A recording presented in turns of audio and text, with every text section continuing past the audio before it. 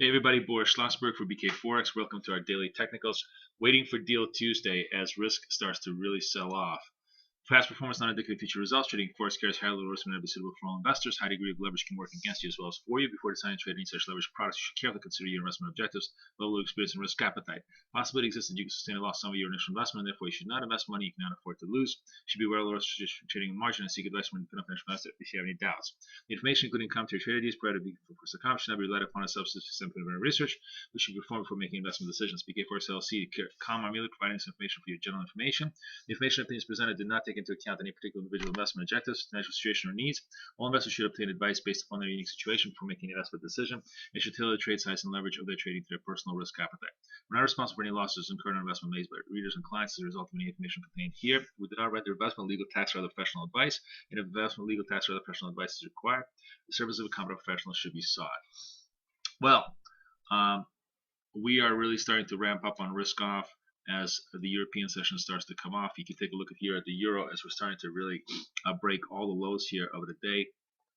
We're at 29.21 on the session and targeting 29 as basically the deal at Cyprus looks like it's in pure chaos, not a surprise. This may change very quickly though. This is the key thing. Today's trading is still very much range bound between this 2900, 2950, and the key hold here is a 2880. A break at 2880 would probably suggest that we have much bigger problems than just the deal in Cyprus not getting done, and would open up a possibility to much further downside action all the way down to 27. Let me just take a look at the lower between charts. The other thing that's kind of ominous from a technical point of view is the fact that the gap that we had, the down gap that we had last night, has yet to be filled. Now, the longer the gap goes unfilled, the more probable it is the direction of the move of the gap takes place. So, meaning that if you don't fill the gap, it's very likely we're going to keep on going down.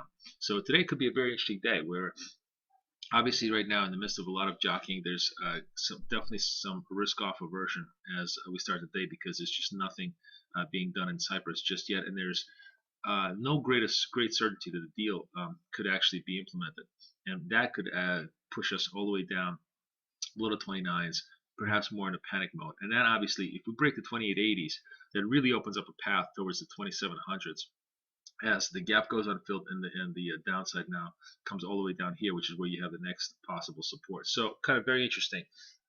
The flip side of this, if something positive happens, very easily we could have a big short squeeze and then we will fill the gap. But having filled the gap, here's the key thing that you need to watch out for. There's only so much upside this thing has before it runs into some serious resistance. There's the first level of resistance obviously is 30, but I think that would squeeze through on a positive resolution. And then the real area of resistance is the 30, 50, 3100. That's going to be much tougher to clear right off the bat, and it's probably where the euro is going to come into some serious chop. For now, it's pre-positioning as everybody tries to figure out what happens next. Dollar yen also had an interesting move. We did fill the gap yesterday. We did make the 95.50s earlier today, right all the way down to 95.75s, but the market has been spooked, and the fact that nothing is being resolved has definitely pushed the yen a little bit off the highs, primarily through the euro-yen trade. And this move, which I thought if we took out 95.50s would have a reasonable chance to come back and take out 9600s, kind of stalling out here. Now, if what happens here is we curl over and die, then we're right back to 94.50s, and we're right back to the test of this 94.50 as a key double bottom test. So we have to watch this very carefully. Bottom line is, I think if we give up 95, it's very likely we go to 94.50. If we hover around here, take out 95.50s again, then the possibility for 96 and a stronger move up could be in play. As far as Aussie is also coming off, definitely coming off. This is a clear risk-off trade here right now. And what's also troubling, I think, for Aussie longs is the fact that you've had a stall at the 104s for quite a long time and then a fall off here, suggesting that there's definitely a lot of sell offerings at the 104 level. To me, the Aussie just does not look like it's a buy unless it can clear this. Let's just go to dailies. Unless you can clear this 104.15 level. 104, if we clear these recent bunched up highs, 104.15, 104.20, then we have a definitely a clear shot towards 104.50 with some resistance here, but the really big resistance is 105.50. So you could have this very powerful bull move, but it needs to basically clear 15.20 on above the 104 levels. Otherwise, we're just kind of consolidating right back down and right back down to test the 103.50 lows. That's going to be a key test here as the pair trades. So for right now, it's neutral to negative, and does not become positive until it takes out the day's highs or yesterday's highs for the time being. A break here, by the way, below the 50s, below the lows of the gap opening, very much opens up a path towards the 103s. So we have to watch that very carefully. Lastly, cable. Cable has not been doing much. Very much in just this holding pattern around 51. To me, that's kind of interesting because 51 is this equilibrium level, and it may very well be a situation where a break one way or the other could give us some directional clues. So we have to watch to see.